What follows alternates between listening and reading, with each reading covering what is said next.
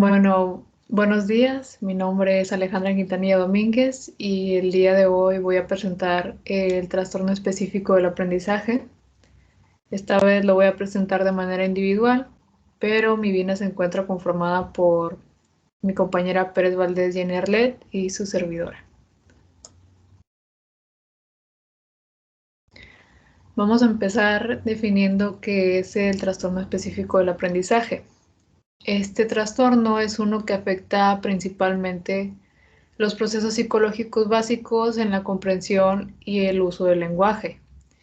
Se manifiesta más que nada en una habilidad imperfecta para escuchar, leer, hablar, escribir y hacer uso de habilidades que tengan su base con los números o los cálculos matemáticos.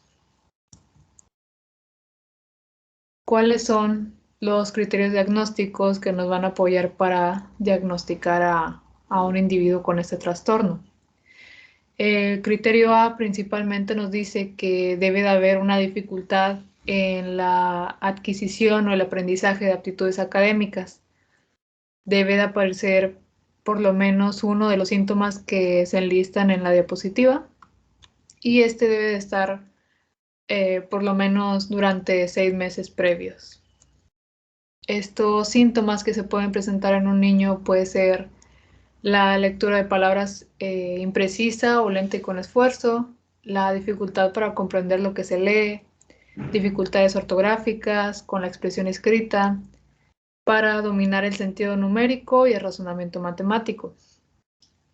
Igualmente, estos seis síntomas se ven desglosados en 3 dificultades o en 3 clasificaciones que vamos a ver más adelante. El criterio B nos dice que estas aptitudes o la capacidad académica del niño está por debajo de lo esperado y esto interfiere significativamente, principalmente en su rendimiento académico, porque es en este contexto en el que se ven expresadas estas habilidades. El criterio C explica que estas dificultades de aprendizaje comienzan por lo general en la edad escolar. Como mencionaba, pues es en este entorno escolar donde pues el niño hace uso de estas aptitudes, ¿no? Y es también aquí donde empieza a reflejarse que las capacidades del niño y las exigencias del entorno, en este caso de la escuela, pues hay una discrepancia entre estas dos, no están a la par.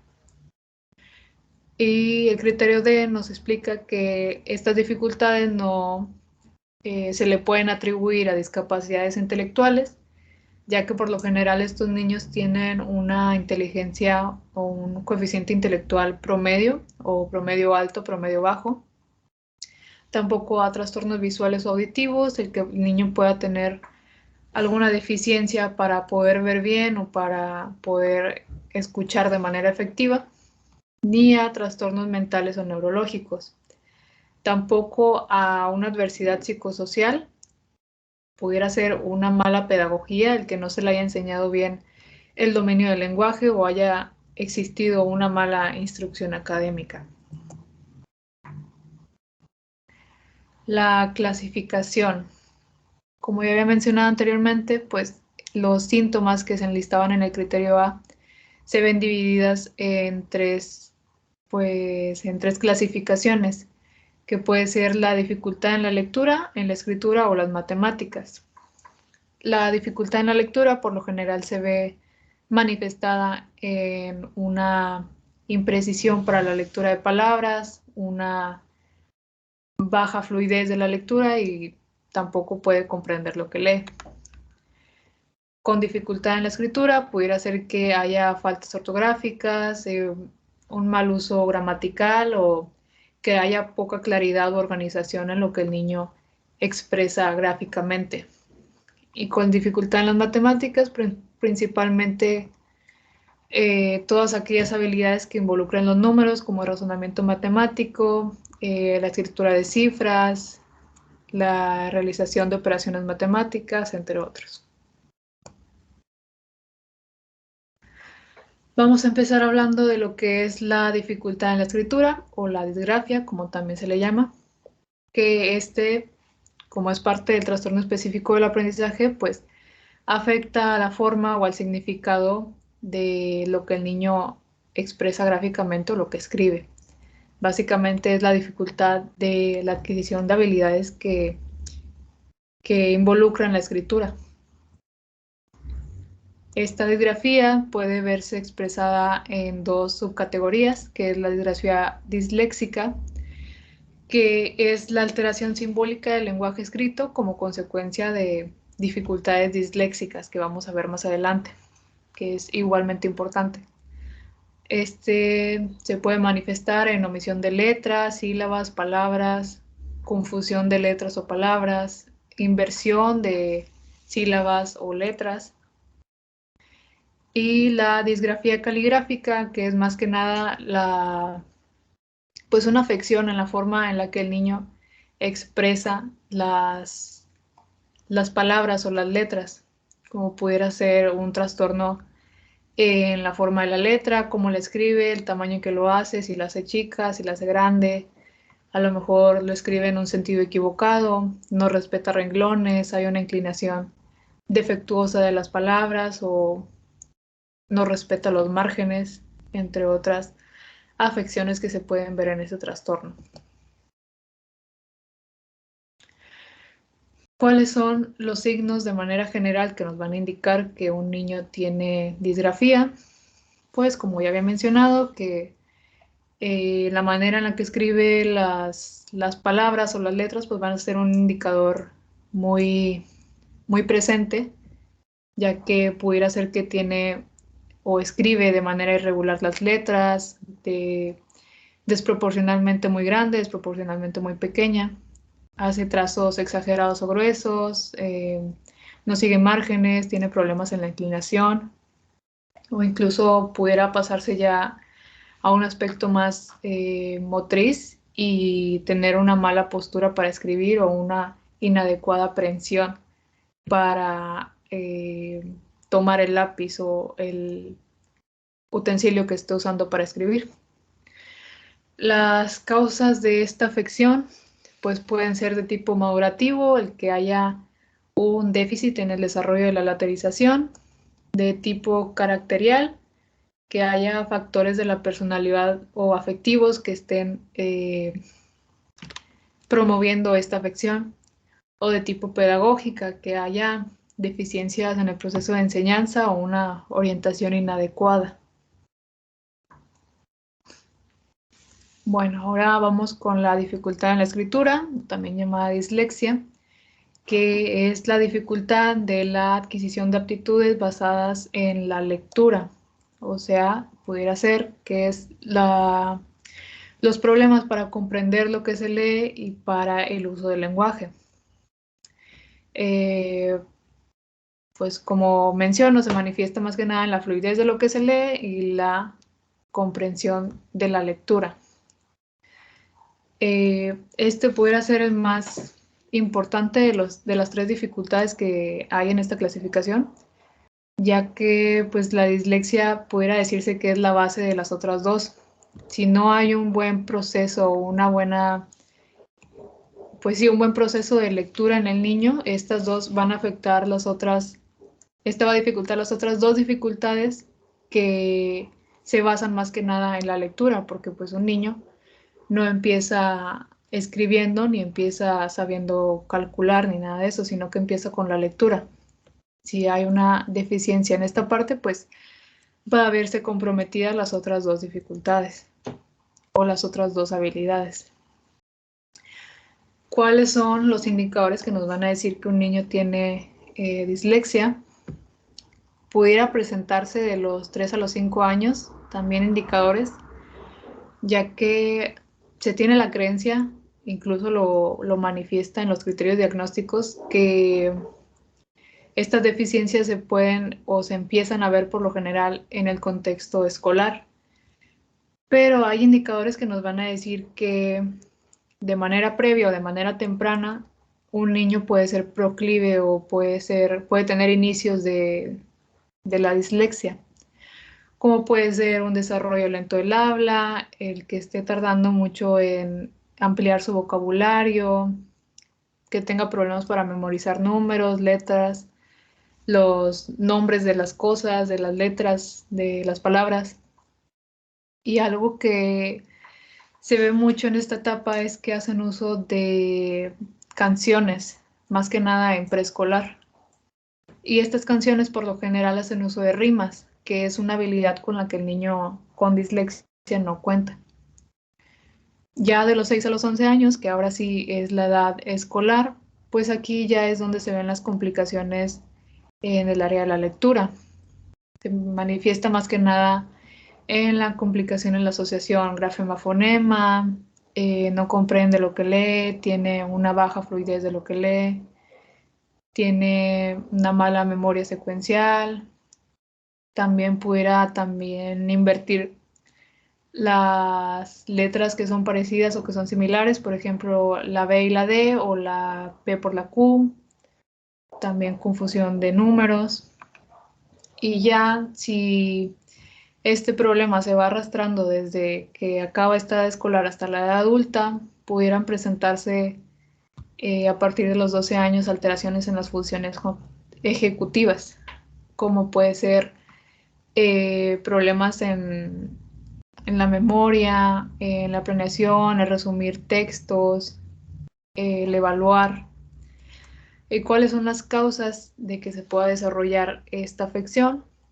Pues a lo que yo leí, mayoritariamente o lo que tiene mayor peso en esta afección es el factor hereditario, ya que si un progenitor o los dos progenitores tuvieron antecedentes con este trastorno, pues el niño va a ser muy proclive a que presente también estos problemas, que por lo general, pues como son trastornos del neurodesarrollo, pues tienen su base genética también.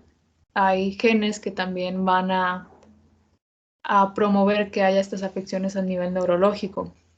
También pudiera ser dificultades en el embarazo, como que el niño haya nacido con un bajo peso o que haya nacido de manera prematura, lesiones cerebrales y déficit de espacio-temporales, que se asocian ya más a factores medioambientales. Y ahora la dificultad en las matemáticas o la discalculia es igualmente dificultades en la adquisición de habilidades basadas en los números, como puede ser el razonamiento matemático o la realización de operaciones matemáticas. Este va muy de la mano con la dislexia porque, como ya había mencionado, son afecciones que van muy en conjunto, ¿no? Si hay una afección en la dislexia o si el niño cuenta ya con dislexia, es muy probable que también vaya a tener problemas al momento de escribir o de realizar operaciones matemáticas. En este caso, se estima que entre un 50 y 60% de los niños que padecen dislexia también van a padecer de la discalculia. Además de que este trastorno o esta parte del trastorno es la que está más normalizada, ya que pues existen personas que manifiestan que son malas para las matemáticas o que los números no son lo suyo, pero entre ese grupo de personas pudiera haber individuos que realmente son malos para las matemáticas a nivel neurológico, o sea, que hay una afección a nivel cerebral que les impide realizar estos razonamientos matemáticos. Sin embargo, pues va a ser más difícil detectarlos porque es lo más común, ¿no? Que una persona pueda no ser buena para las matemáticas. Pues, sin embargo, sí hay personas que realmente tienen un sustento neurológico de por qué no son buenas en las matemáticas. ¿Cuáles son los signos de esta afección? Pues pudiera ser que hay una alteración en la lectura y escritura de los números, la dificultad para realizar operaciones matemáticas, no comprende conceptos como mayor, menor, porcentajes, porciones, una confusión del lugar de las cifras en el tablero posicional, no puede realizar seriaciones numéricas, entre otras cosas. Y las causas, al igual que en la dislexia y en la otra afección, que es la disgrafía, pues tiene sus bases en afecciones neuropsicológicas. Igualmente, pues también tiene un alto grado de heredabilidad y estas afecciones a nivel neurológico pudieran ser fallas en el pensamiento operativo, fallas en la estructuración espacial y, como ya había mencionado, si hay errores lingüísticos que ya se acarreaban desde la dislexia, también va a ser un factor importante en el desarrollo de esta alteración. Ok, ¿cuáles son las características neuropsicológicas? Para poder entender las alteraciones a nivel neurológico de estas afecciones, hay que comprender que primordialmente nosotros, para recibir un mensaje, lo realizamos por dos vías, la vía visual y la vía auditiva, también haciendo uso del lenguaje. Entonces, principalmente estas dos habilidades son las que se van a ver comprometidas en las afecciones neuropsicológicas junto con la comprensión del mensaje, que ahorita lo vamos a ver. En la disgrafía, para que nosotros podamos escribir, seguimos un proceso secuencial en el que, si una de las partes de la secuencia se ve comprometida, pues entonces va a afectar a todo el proceso de la escritura. En este caso, para nosotros poder escribir, llevamos a cabo a nivel neurológico tres etapas: la percepción y comprensión cerebral, la transcodificación del mensaje y la transmisión del mensaje. En la percepción y comprensión cerebral es principalmente pues el recibimiento del mensaje por las dos vías que acabo de mencionar, la vía auditiva y la vía visual. En la parte de la vía auditiva, la parte que se ve comprometida y que realiza esta función de la audición es la corteza cerebral primaria auditiva de los dos hemisferios.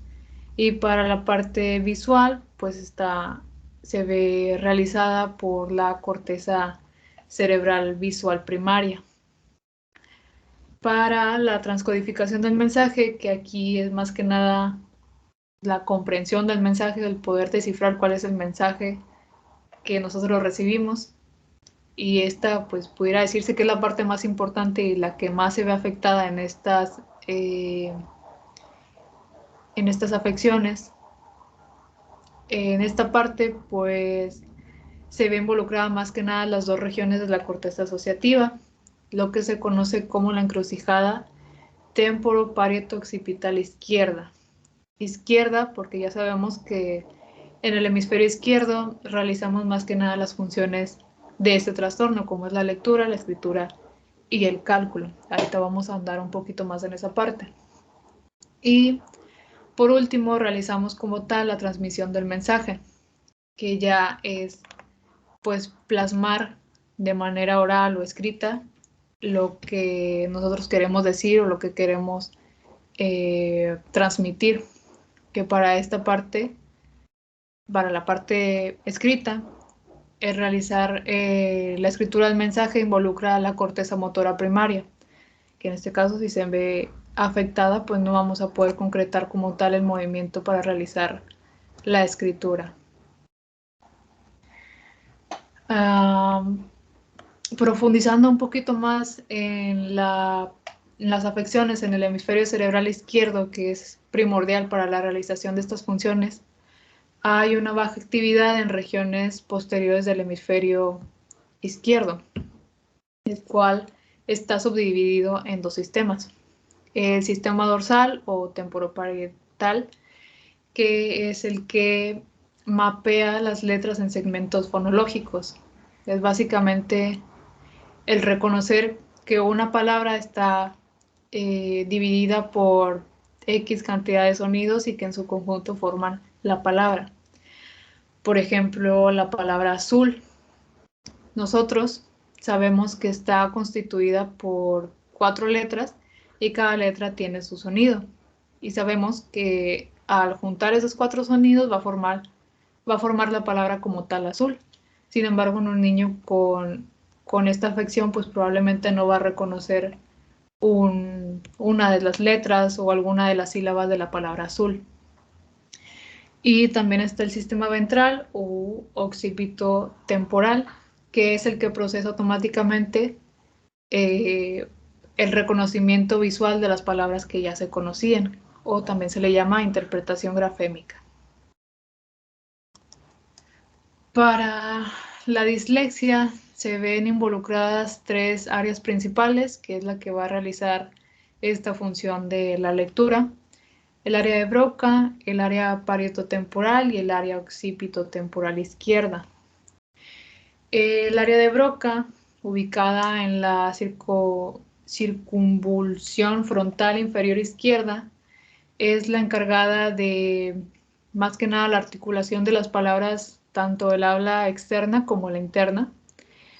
El área parietotemporal o la circunvolución temporal superior es la encargada de hacer estas representaciones fonológicas y descomponer mentalmente una palabra en fonemas y sílabas, que es lo que ya mencionábamos, que es reconocer que una palabra está formada por X cantidad de sonidos o X cantidad de palabras y que en su conjunto forman la palabra y a la vez forman sílabas también.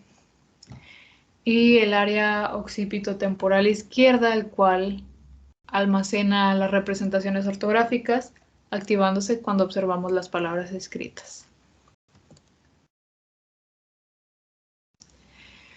En la parte de la discalculia, la zona del cerebro que es más relevante para realizar estos procesos de cálculo y de razonamiento matemático es el lóbulo parietal, más precisamente el segmento horizontal del surco intraparietal y el giro angular izquierdo, que pues es primordialmente los encargados de comprender conceptos más mecánicos y más objetivos, más concretos, como lo son los que realizamos en las matemáticas. La comorbilidad del trastorno específico del aprendizaje. Por lo general, al trastorno específico del aprendizaje se le asocia con el trastorno de déficit de atención con hiperactividad, el trastorno de conducta, con ansiedad, depresión, trastorno de la comunicación y el trastorno de desarrollo de la coordinación. Principalmente el que se ve más comúnmente es el de déficit de atención con hiperactividad. También el trastorno de ansiedad. Es muy probable que se presenten episodios de ansiedad en esta etapa o en esta afección, más que nada en el contexto escolar. Si ve que hay dificultades o hay habilidades que él no puede concretar, esto pues le provoca cierto nivel de malestar al individuo, ¿no? Y ya en la adolescencia, pues si se siguen arrastrando estos problemas hasta la edad adulta, pudiera decirse que también hay una mayor tasa de intentos de suicidio o un desarrollo anormal de la personalidad. Ok, bueno, vamos a ver ahora la evaluación, que pues como ya sabemos, como la mayoría de los trastornos, debemos de implicar a la mayor cantidad posible de personas que nos puedan ayudar a evaluar esta afección, como puede ser la familia, un pediatra si es que se cuenta con él, el educador en el contexto escolar. Vamos a involucrar a varias personas de varios de los círculos sociales que involucran al niño, ¿no? Para hacer la evaluación como tal, vamos a empezar haciendo o revisando la historia clínica. Vamos a hacer una revisión de la evolución de los síntomas, desde cuándo han estado estos indicadores, cómo ha sido su evolución, cómo ha sido el comportamiento del niño desde, pues básicamente desde su nacimiento hasta el día de hoy, cuál es la posición de la familia con respecto al trastorno, cómo es la visión de ellos sobre la afección que está teniendo el niño, si le han dado una etiqueta negativa, si le han dicho o expresan ellos que no sé, tiene una discapacidad, o es que pudieran decir es que mi hijo es burro, o es que mi hijo no aprende, o si por el contrario ya le habían dado un seguimiento, un tratamiento, si ya lo habían evaluado, si ya habían notado los síntomas. Vamos a hacer también una historia del desarrollo, explorar enfermedades previas, enfermedades que pudieran haber sido una parte importante en el desarrollo de este trastorno, o como ya habíamos explicado, que a lo mejor hubiera antecedentes familiares de esta afección, que igualmente ya habíamos dicho que tiene un alto grado de heredabilidad. También hay que explorar esa parte. Y también la historia escolar, que esto lo vamos a realizar junto con el educador. Vamos a ver cómo ha sido su conducta dentro del aula, cómo ha sido su desempeño académico, cómo ha sido su adaptabilidad en el entorno escolar, básicamente. Después vamos a hacer una revisión del examen individual, que aquí ya es propiamente la realización de las pruebas para medir sus habilidades de lectoescritura y o el cálculo, mediante pues, las pruebas estandarizadas que ya vamos a revisar más adelante, y el evaluar el compromiso de funciones neuropsicológicas. Esto más que nada pues para poder discernir o descartar el que estas afecciones estén siendo provocadas por una afección visual o auditiva. Igualmente, pues vamos a evaluar la comorbilidad para poder revisar si no hay un trastorno que se esté presentando a la par del mismo y que pueda entorpecer la evaluación o el tratamiento.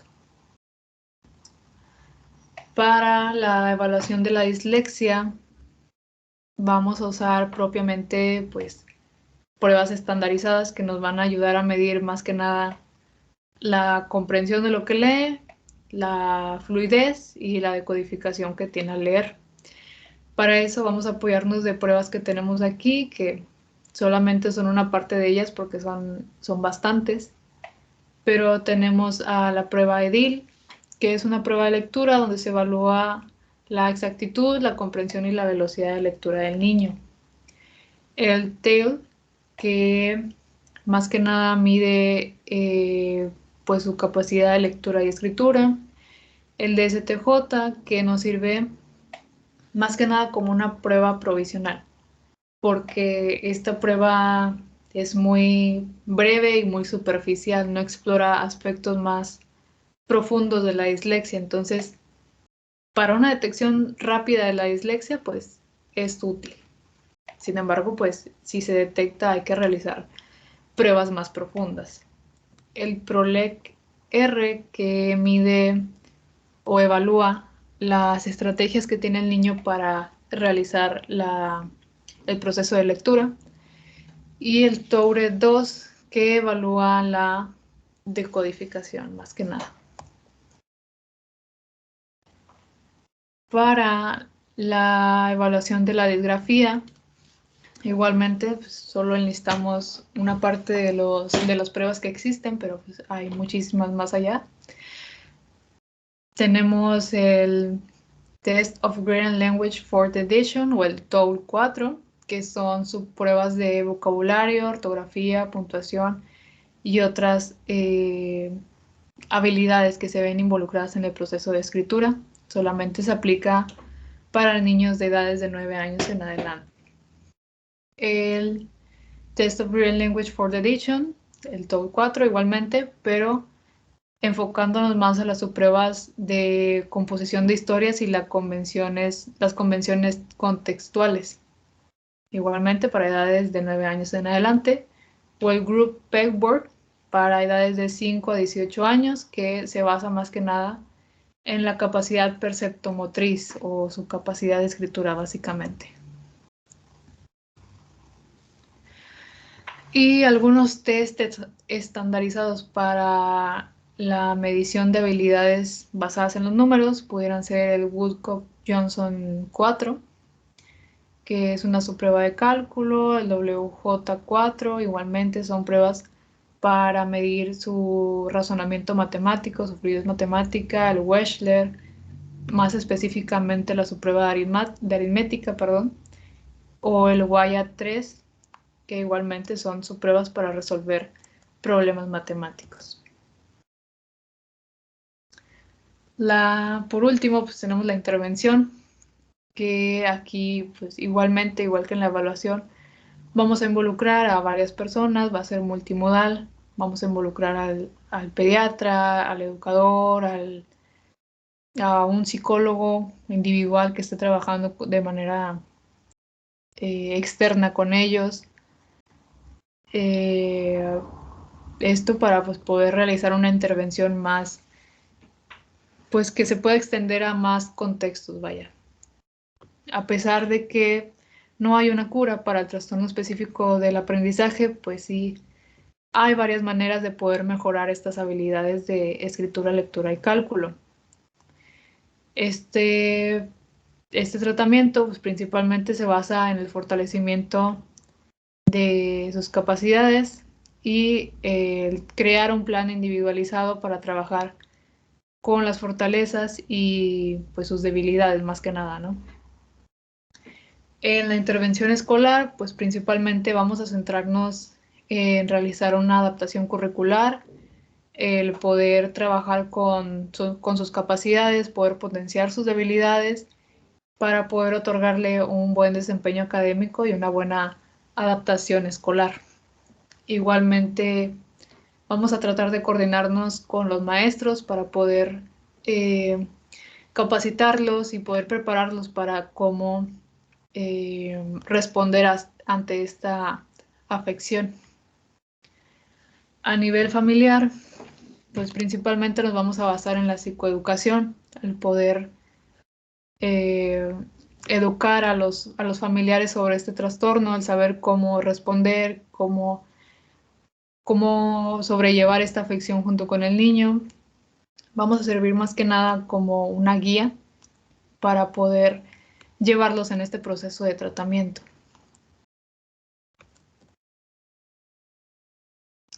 Tratamiento farmacológico, pues no hay como tal un medicamento o un fármaco para tratar el trastorno específico del aprendizaje o para potenciar neurológicamente las habilidades que se están viendo comprometidas. Sin embargo, se puede usar para el tratamiento de síntomas o trastornos comórbidos, como puede ser la ansiedad, depresión o el TDAH, pero de otra manera, pues no está indicado. Y también se puede, o no se puede, se tiene que realizar un seguimiento evolutivo multimodal. Se tiene que realizar pues una evaluación del tratamiento tiempo después de que se implementó para poder realizar adecuaciones en caso de ser necesario, para poder revisar si este está siendo efectivo, si realmente está siendo funcional para el niño. Se recomienda que esta valoración de tratamiento se realice al año para determinar los progresos alcanzados y poder redefinir objetivos en caso de ser necesario. Y por último, pues estas son algunas de las cosas con las que podemos trabajar en cada una de las afecciones. Por su parte, pues por la dislexia podemos trabajar en la lateralidad, la grafomotricidad, secuencias espaciotemporal, la reeducación de sus habilidades de lectoescritura.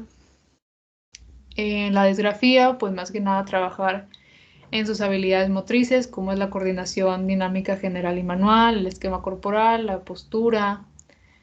Y a nivel gráfico, realizar actividades lúdicas, ejercicios con el lápiz para que pueda realizar la expresión gráfica de manera pues lo más eficaz posible.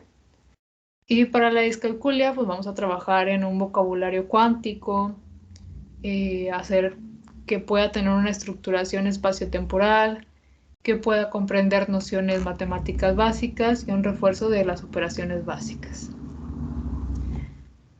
Y ahí está la bibliografía y esto sería todo por mi parte. Este fue el trastorno específico del aprendizaje.